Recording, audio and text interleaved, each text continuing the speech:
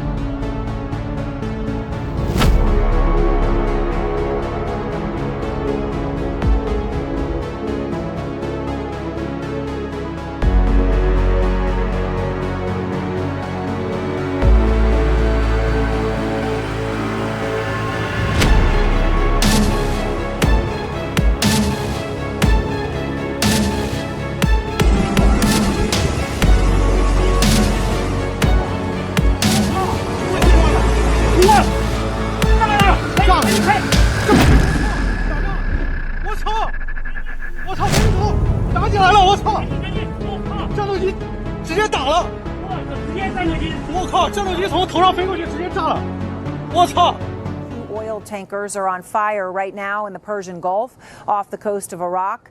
25 crew members had to be rescued from 2 vessels, according to the Director General of the Iraqi Ports Company. Now, from these videos, which are absolutely stunning, you can see the oil, it appears to be on fire in the water, the likely result of an oil spill, as Trump has just declared victory in this war.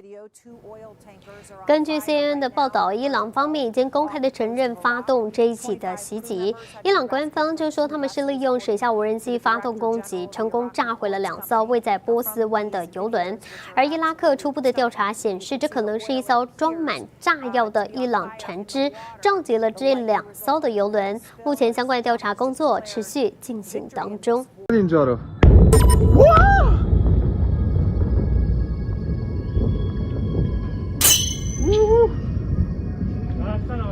سلام خوبی امیر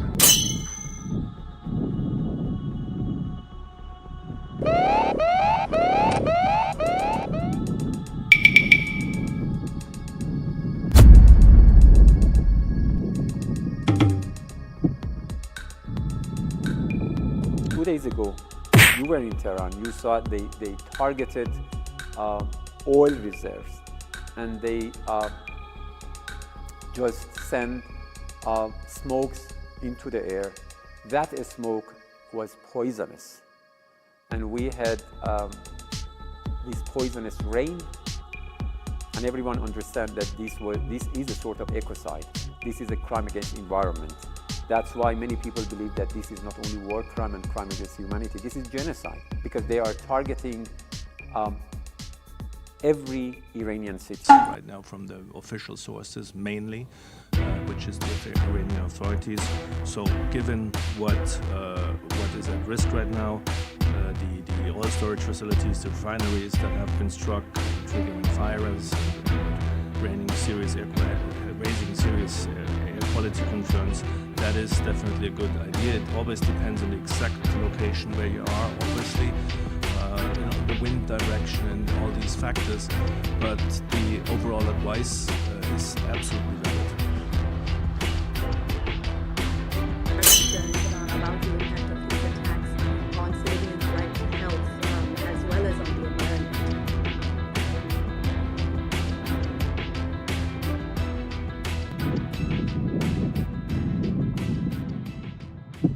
Sources say that Iran has begun laying mines along the Strait of Hormuz, which is, of course, one of the world's busiest and most important shipping corridors, particularly for oil.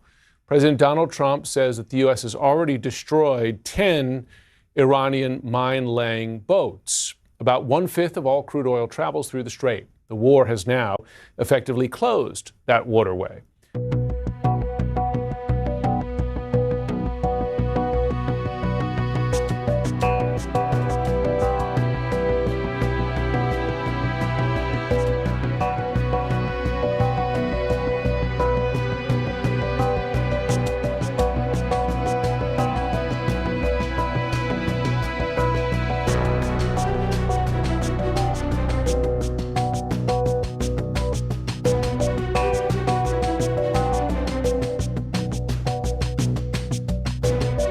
President Trump fully expected the rogue Iranian regime to try and disrupt the global markets. That's why President Trump and his energy team have been planning for this long before the strike and have moved quickly to address these temporary disruptions. Thus far, the Trump administration has offered political risk insurance to tankers operating in the Gulf. The president and his energy team are closely watching the markets, speaking with industry leaders, and the U.S. military is drawing up additional options following the president's directive to continue keeping the Strait of Hormuz open. I will not broadcast what those options look like, but just know the president is not afraid to use them. Rest assured to the American people, the recent increase in oil and gas prices is temporary, and this operation will result in lower gas prices in the long term. Once the national security objectives of Operation Epic Fury are fully achieved, Americans will see oil and gas prices drop rapidly, potentially even lower than they were prior to the start of the operation.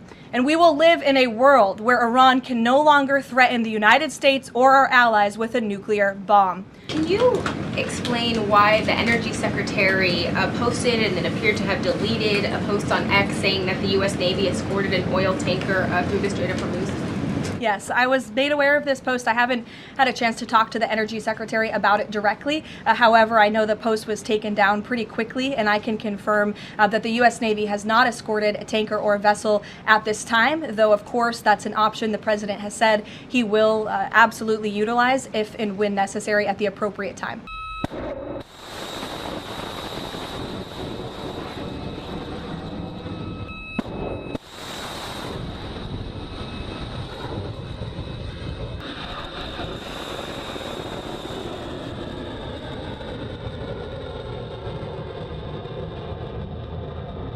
ناینی با تاکید بر اینکه نیروهای مسلح ایران اجازه صادرات 1 لیتر نفت از منطقه را تا اطلاع ثانوی به طرف متخاصم و شرکایش نمیدهد گفت چرا به مردم آمریکا حقیقت را نمیگویید که همه زیرساخت‌های نظامی آمریکا در منطقه خلیج فارس نابود شده است.